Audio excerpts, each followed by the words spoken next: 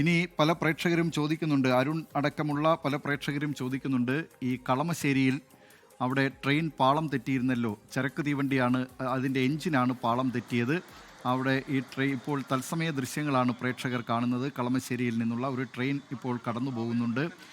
Railway പറയുന്നത് അവിടെ ഗതാഗതം പുനഃസ്ഥാപിച്ചിട്ടുണ്ട്, ഇപ്പോൾ പൂർണ്ണമായും പുനഃസ്ഥാപിച്ചു എന്നാണ് റെയിൽവേ പറയുന്നത്. 2 ലൈനുകളിലൂടെയും ഇപ്പോൾ ട്രെയിനുകൾ കടത്തിവിടുന്നുണ്ട്. ഉച്ചയ്ക്ക് 2:50 ഈ എൻജിൻ പാളം തെറ്റിയത്. അത് ഷണ്ടിങ്ങിനിടെയാണ്. ഇപ്പോൾ 2 ട്രെയിനുകളും 2 ട്രാക്കുകളിലൂടെ കടന്നു പോകുന്നത് പ്രേക്ഷകർക്ക് കാണാം. അതിൻ്റെ മുൻഗണനാ ക്രമം അനുസരിച്ച് ഇപ്പോൾ ട്രെയിനുകൾ കടത്തിവിട്ടുകൊണ്ടിരിക്കുകയാണ് എന്ന കാര്യവും റെയിൽവേ പറഞ്ഞിട്ടുണ്ട്. നേരത്തെ അവിടെ ഗതാഗതം താറുമാറായതാണ്. അത് ഇപ്പോൾ ആ പ്രശ്നം പരിഹരിക്കുന്നുണ്ട്. റെയിൽവേ തന്നെ യുദ്ധകാലാടിസ്ഥാനത്തിൽ ഈ വിഷയം പരിഹരിക്കുന്നതിനുള്ള ശ്രമങ്ങൾ നടത്തിയിരുന്നു. കളമശ്ശേരിയിൽ ആ സ്ഥലത്തു നിന്ന് ഇപ്പോൾ വിഷ്ണു സുരേഷ് ചേരുകയാണ്. വിഷ്ണു, ട്രെയിനുകൾ കടന്നു പോകുന്നുണ്ട്. 2 ട്രാക്കുകളിലൂടെയും ട്രെയിനുകൾ കടന്നു പോകുന്ന ദൃശ്യമാണ് ഇപ്പോൾ പ്രേക്ഷകർ കണ്ടത്. എന്താണ് അവിടെ നിന്ന് നൽകാൻ കഴിയുന്ന വിവരങ്ങൾ? ദിലീപ്, ഈ അറ്റകുറ്റപ്പണികൾ പൂർത്തിയാക്കി ഇപ്പോൾ റെയിൽ ഗതാഗതം പുനഃസ്ഥാപിച്ചിട്ടുണ്ട്. 2 ട്രാക്കിലൂടെയും ട്രെയിനുകൾ കടന്നു പോകുന്നു. ഇപ്പോൾ ഏറ്റവും ആദ്യം, അതായത് ഈ പ്രശ്നം പരിഹരിച്ച ശേഷം ഏറ്റവും ആദ്യം പോകുന്ന ട്രെയിനാണ് ഇപ്പോൾ ഈ ദൃശ്യങ്ങളിൽ കാണുന്നത്. ഇത് ഇടപ്പള്ളി സ്റ്റേഷനിൽ പിടിച്ചിട്ടിരിക്കുകയായിരുന്നു.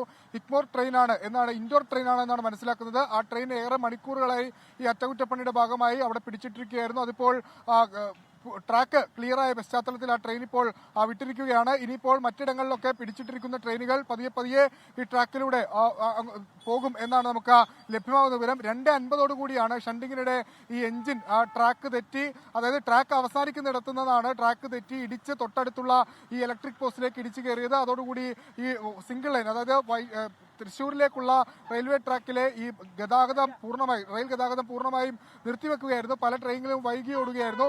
ഏകദേശം ഒരു 4.5 മണിക്കൂറത്തെ ശ്രമഫലത്തിന്റെ ഒടുവിലാണ് ഇപ്പോൾ ഈ 2 ട്രാക്കും ക്ലിയർ ചെയ്തുകൊണ്ട് 2 ട്രാക്കിലൂടെയും ഇപ്പോൾ ട്രെയിൻ ഗതാഗതം പുനഃസ്ഥാപിച്ചിരിക്കുന്നത്.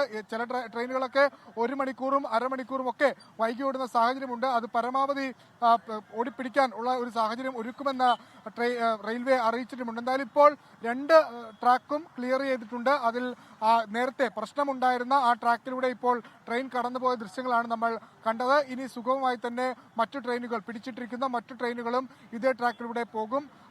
ദിലീപ്, കൊച്ചിയിൽ നിന്ന് വിവരങ്ങൾ നൽകിയത് വിഷ്ണു സുരേഷാണ്.